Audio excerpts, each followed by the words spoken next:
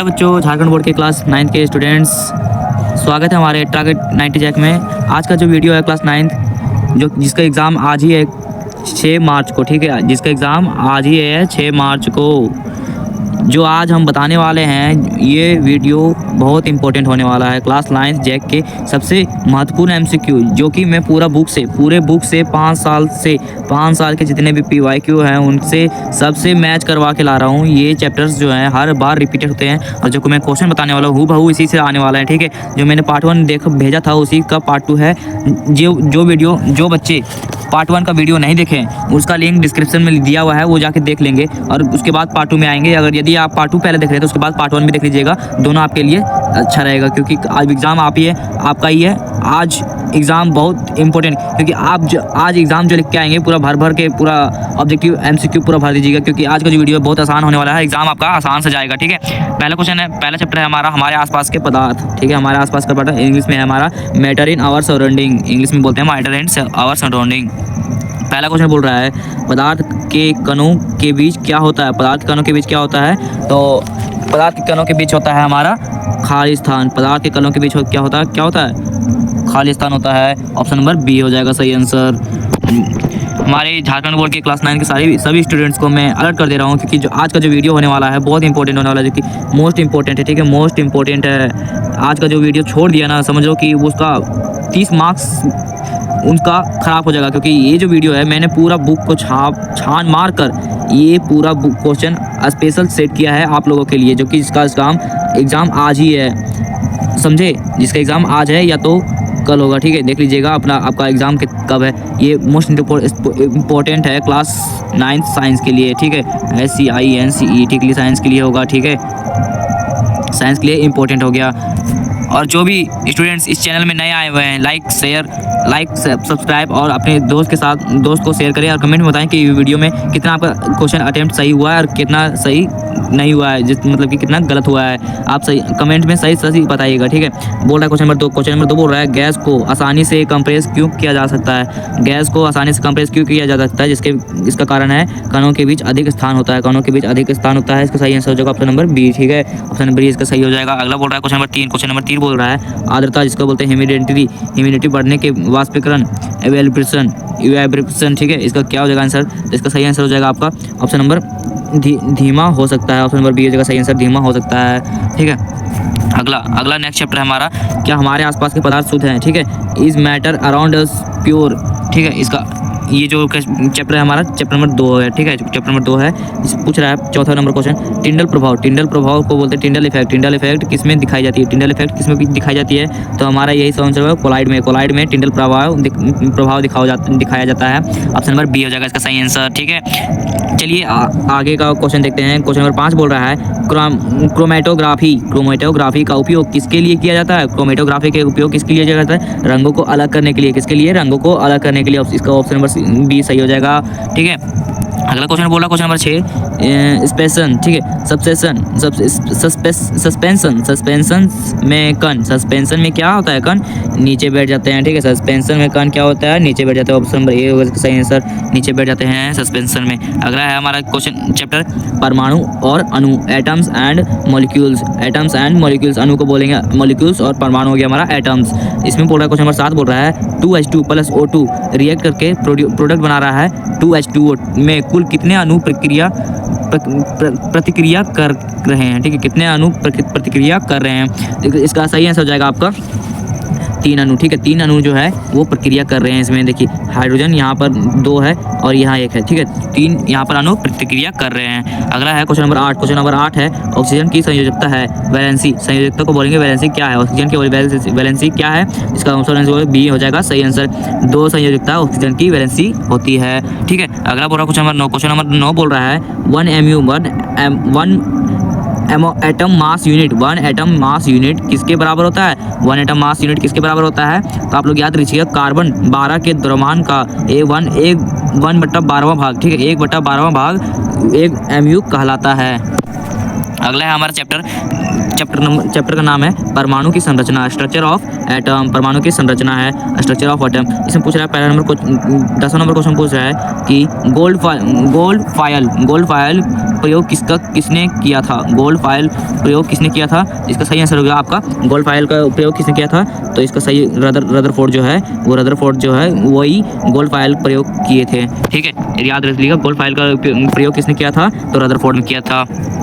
अगला है हमारा क्वेश्चन नंबर 11। क्वेश्चन नंबर 11 बोल रहा है न्यूट्रॉन की खोज किसने की थी। न्यूट्रॉन की खोज किसने की थी, बताओ जल्दी बताओ, कमेंट में जरूर बताना।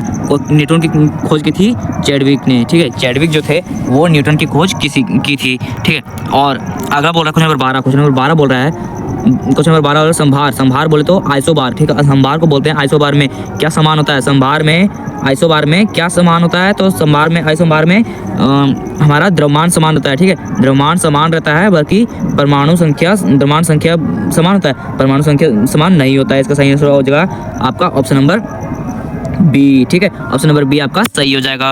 अगला है हमारा चैप्टर कोशिका सेल। ठीक है, सेल जो है सेल हमारा अगला चैप्टर है। देखिए पूछ रहा है क्वेश्चन नंबर 13 बोला है किसमें न्यूक्लियस नहीं होता है। किसमें न्यूक्लियस नहीं होता है, जाइए जल्दी बताइएगा किसमें न्यूक्लियस नहीं होता है, तो इसका सही आंसर होगा आपका बैक्टीरिया में कभी न्यूक्लियस नहीं पाया जाता है। इसका सही आंसर होगा ऑप्शन नंबर सी। ठीक है, अगला बढ़ते हैं। क्वेश्चन नंबर 14 बोल रहा है राइबोसोम का कार्य क्या होता है। राइबोसोम का कार्य क्या होता है, तो राइबोसोम है सो प्रोटीन का संश्लेषण करता है। राइबोसोम प्रोटीन का संश्लेषण करता है। ऑप्शन नंबर 20 का सही आंसर हो जाएगा। उत्तक इसमें बोल रहा है टिश्यू। देखिए अगला चैप्टर है हमारा टिश्यू। ठीक है, टिश्यू है हमारा अगला chapter, next chapter. 15 number question बोल रहा है मेरिस्टेमेटिक। ठीक है, मेरिस्टेमेटिक उत्तक कहाँ पाया जाता है, तो मेरिस्टेमेटिक उत्तक पाया जाता है हमारे जड़ों के सिरों में। ठीक है, जड़ों का जो सिर होता है, जड़ का जो सिर होता है, देखिए यहाँ पर जो है ये सिर हो गया जड़ का। ठीक है, ये जो पेड़ है देखिए यहाँ पर एक पेड़ बना दे रहे हैं हम आपके लिए। ये पेड़ जो है इसका जो ये भूमि हो गया। ठीक है, इसके जमीन में जो जड़ गया है इसका ये सिरा हो गया। इस सिरा में मेरिस्टेमेटिक उत्तक पाया जाता है। अगला बोल रहा है क्वेश्चन नंबर 16 बोल रहा है रक्त किस प्रकार का उत्तक है। रक्त किस प्रकार का उत्तक है, तो है ये हो जाएगा संयोजी उत्तक। ये संयोजी उत्तक होता है रक्त, याद रख लीजिएगा। ठीक है, अगला बोल रहा है नेक्स्ट चैप्टर है गति, मोशन। ठीक है, मोशन से क्वेश्चन उठाया गया है। देखिए ये सब जितना भी रिपीटेड क्वेश्चन है, ठीक है, सब रिपीटेड है, और ये चैप्टर्स भी जो है हर बार रिपीटेड 70+। ठीक है, 70% से लेकर 80% नंबर्स यहीं से उठा लोगे आप। 80+ आपका यहीं आ जाएगा। ठीक है, अगर ये दोनों वीडियो अगर आप देख लेते हैं तो 80+ आपका कंफर्म हो जाएगा। जो विद्यार्थी नहीं देखे अभी तक पहला वीडियो, उसके लिए मैं आपके लिए डिस्क्रिप्शन में लिंक दे दिया हूँ, जाके आप देख लीजिएगा। ठीक है, बढ़ते हैं अगले क्वेश्चन नंबर 17 में। क्वेश्चन नंबर 17 बोल रहा है त्वरण एक्सेलरेशन की SI इकाई क्या है। SI इकाई क्या है त्वरण की, तो मीटर पर सेकेंड। ऑप्शन नंबर ए इसका सही हो जाएगा। ठीक है, मीटर पर सेकेंड स्क्वायर जो है ये हो जाएगा हमारा एक्सेलरेशन का SI यूनिट हो जाएगा हमारा मीटर पर सेकंड स्क्वायर। ठीक है, ऑप्शन नंबर बी होगा सही आंसर। चलिए आगे बढ़ते हैं। अगला बोल रहा है क्वेश्चन नंबर 18 बोल रहा है यदि वेग स्थिर है तो त्वरण क्या होगा। वेग स्थिर है, ठीक है, वेग स्थिर है तो त्वरण क्या होगा। त्वरण बोले तो एक्सेलरेशन हमारा क्या हो जाएगा, वेग बोले तो वेलोसिटी अगर हमारा स्थिर है तो त्वरण क्या हो जाएगा हमारा, त्वरण हो जाएगा हमारा शून्य। ठीक है, त्वरण भी हमारा जीरो हो जाएगा। वेग अगर जीरो है तो वेग अगर स्थिर होगा तो उस टाइम एक्सेलरेशन जीरो हो जाएगा, क्योंकि जब वेग बढ़ेगा नहीं तो एक्सेलरेशन कहाँ से बढ़ेगा। ठीक है, अगला है क्वेश्चन नंबर 19 बोला है यदि दूरी समय ग्राफ सीधी रेखा है तो गति क्या होगी। यदि दूरी समय ग्राफ सीधी रेखा है तो गति होगी हमारी समान गति। ठीक है, समान गति हो जाएगी, समान गति हो जाएगा इसका सही आंसर ऑप्शन नंबर ए। अगला है चैप्टर हमारा बल और गति का नियम। क्वेश्चन नंबर 20 है। क्वेश्चन नंबर 20 बोल रहा है संवेग मोमेंटम क्या है, तो मोमेंटम है option number B M. Momentum हो जाएगा हमारा भी। ठीक है, एम भी मोमेंटम हो जाएगा m इंटू भी, ऑप्शन नंबर बी ठीक हो जाएगा। ठीक है, अगला हो जाएगा अगला क्वेश्चन है क्वेश्चन नंबर 21 जड़त्व को बोलते हैं हम लोग, जड़त्व को बोलते हैं इंटीरिया। ठीक है, इनर्टिया का उदाहरण है, जड़त्व का उदाहरण है। जड़त्व का उदाहरण हमारा हो जाएगा बस रुकने के पर शरीर आगे झुकता है। बस कभी भी देखिए चलते बस में अगर यदि आप उतरने की कोशिश करेंगे तो आपका शरीर आगे की ओर झुकेगा। ठीक है, गिरने की संभावना में हो जाते हैं, कभी आप प्रैक्टिकली नहीं कीजिएगा तो आपको चोट भी लग सकती है। ऑप्शन नंबर इसका 20 सही हो जाएगा। ठीक है, ये सब प्रैक्टिकल नहीं किया जाता है। अगला बोला क्वेश्चन नंबर 22, क्वेश्चन नंबर 22 बोल रहा है बल का ऐसा यूनिट है, बल का ऐसा यूनिट ऑप्शन नंबर बी हो जाएगा न्यूटन, ठीक है, न्यूटन का एन से डिनोट करते हैं, इसका हो जाएगा ऐसा बल का ऐसा ही यूनिट। गुरुत्वाकर्षण, देखिए गुरुत्वाकर्षण हमारा एक चैप्टर है ग्रेविटेशन, ठीक है, जिसको हम पृथ्वी में यूज करते हैं। देखिए अर्थ हम अपने के लिए दे भी दिए कि आप समझ जाइएगा। बोल रहा है क्वेश्चन नंबर 23, वजन कहाँ कम होता है, वजन कहाँ कम होता है, ऑप्शन नंबर बी हो जाएगा चंद्रमा पर, चंद्रमा पर वजन कम होता है। देखिएगा आदमी सब जो स्पेस में जाते हैं वहाँ पर तो वो कितने हल्के होते हैं, उड़ने लगते हैं, ठीक है, धरती में नहीं रहते हैं, उड़ने लगते हैं वो लोग अंतरिक्ष में। देखिए अगला बोल रहा क्वेश्चन नंबर 24, क्वेश्चन नंबर 24 बोल रहा है घनत्व, डेंसिटी क्या है, डेंसिटी क्या है, घनत्व क्या है, तो घनत्व हो जाएगा हमारा, घनत्व हमारा क्या है, तो ये हो जाएगा हमारा m/v, ठीक है, मास अपॉन वेलोसिटी, घनत्व हो जाएगा हमारा, याद रखिए डेंसिटी का हो जाएगा मास अपॉन वेलोसिटी। अगला बोल रहा क्वेश्चन नंबर 25, क्वेश्चन नंबर 25 बोल रहा है अकाडेमिक सिद्धांत किसके संबंधित है, आर्किडेमिक सिद्धांत किसके संबंधित है, तो किससे संबंधित है, तो इसका सही आंसर हो जाएगा आपका उछाल का संबंधित है, ठीक है, उछाल ऑप्शन नंबर बी हो जाएगा सही आंसर, उछाल का संबंधित है। अगला चैप्टर है हमारा कार्य और जूल, ऊर्जा, कार्य और ऊर्जा, जिसका बोलेंगे हम वर्क एंड एनर्जी, ठीक है। इसमें बोल रहा है क्वेश्चन नंबर 26, क्वेश्चन नंबर 26 बोल रहा है कार्य कब होता है, कार्य कब होता है जिसमें बल और विस्थापन दोनों हो, ठीक है, कार्य कब होगा जब बल और विस्थापन दोनों हो, ऑप्शन नंबर सी इसका सही आंसर हो जाएगा। देखिए कोई किसी भी वर्क करने के लिए एक जगह से दूसरा जगह जाना, ये हो गया विस्थापन, ठीक है, ये हो गया हमारा विस्थापन। और बल जिसमें फोर्स लगा, यहाँ से हम जो एक वस्तु को दूसरा जगह तक धकेले, इसमें मेरा फोर्स लगा, ये हो गया हमारा एफ, ठीक है, फोर्स हो गया बल। अगला बोल रहा है क्वेश्चन नंबर 27, क्वेश्चन नंबर 27 बोल रहा है ऊर्जा का ऐसा यूनिट क्या है, ऊर्जा का ऐसा यूनिट होगा जूल, ठीक है, ऑप्शन नंबर बी हो जाएगा, इसको जे से डिनोट करते हैं जूल को, ठीक है, याद रखिएगा। अगला बोल रहा क्वेश्चन नंबर 28, क्वेश्चन नंबर 28 बोल रहा है mgh किस ऊर्जा का स्रोत है, सूत्र है, mgh किस ऊर्जा का सूत्र है, तो mgh हो जाएगा हमारा स्थितिज ऊर्जा का स्रोत है, किसका स्रोत है, स्थितिज ऊर्जा का। अगला है हमारा चैप्टर ध्वनि साउंड, ठीक है, साउंड से क्वेश्चन लिया गया है, लिए हैं, देखिए लिए हैं। क्वेश्चन नंबर 29 बोल रहा है ध्वनि तरंग किस प्रकार की होती है, ध्वनि तरंग किस प्रकार की होती है, तो याद रखिएगा ध्वनि तरंग जब भी होगी वो अनुदैर्ध्य, जैसे कि इंग्लिश में बोलेगा तो लॉन्गिट्यूडिनल हो जाएगा, ऑप्शन नंबर बी सही है। अनुदैर्ध्य जो होता है वो ध्वनि तरंग के रूप में ध्वनि तरंग का प्रकार होता है। अगला क्वेश्चन नंबर 30, ठीक है, क्वेश्चन नंबर 30 बोल रहा है प्रतिध्वनि जो है इको सुनने के लिए न्यूनतम दूरी लगभग कितनी होनी चाहिए, प्रतिध्वनि इको सुनने के लिए कितनी दूरी न्यूनतम होनी चाहिए, इसका सही हो जाएगा आपका 17 मीटर, ठीक है, कितना हो जाना चाहिए 17 मीटर दूरी आपको इको सुनने के लिए रहना चाहिए, ठीक है। ये साउंड का क्वेश्चन था। अब से है यहाँ से है अतिरिक्त अवधारणात्मक प्रश्न, ठीक है, एक्स्ट्रा क्वेश्चन जो है ये मोस्ट इंपॉर्टेंट है, यहाँ से और भी इंपॉर्टेंट है, पढ़ लीजिएगा।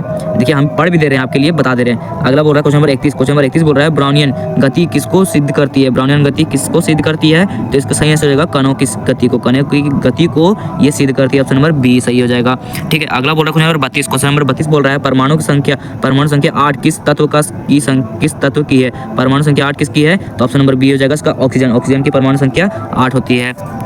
अगला बोल रहा है क्वेश्चन नंबर 33, क्वेश्चन नंबर 33 क्या गति नकारात्मक होती है, तो इसका सही आंसर हो जाएगा नहीं, गति कभी नकारात्मक माइनस में नहीं होती है, ये जबकि ये पॉजिटिव होती है, ठीक है, जब भी गति होगी तो पॉजिटिव में होगी, ठीक है, जब भी गति होगी पॉजिटिव में होगी। अगला बोल रहा है क्वेश्चन नंबर 34, क्वेश्चन बोलती है क्या वेलोसिटी नकारात्मक होती है, हो सकता है वेलोसिटी नकारात्मक हो सकता है, इसका सही हो जाएगा हाँ, वेलोसिटी नकारात्मक माइनस नेगेटिव में हो सकता है, बल्कि जो है वेग नकारात्मक हो सकता है, ठीक है, पॉजिटिव भी होता है, पर नकारात्मक यहाँ पर पूछ रहा है तो पॉजिटिव होता है और नेगेटिव होता है, तो यहाँ पर नेगेटिव बोला था हमको।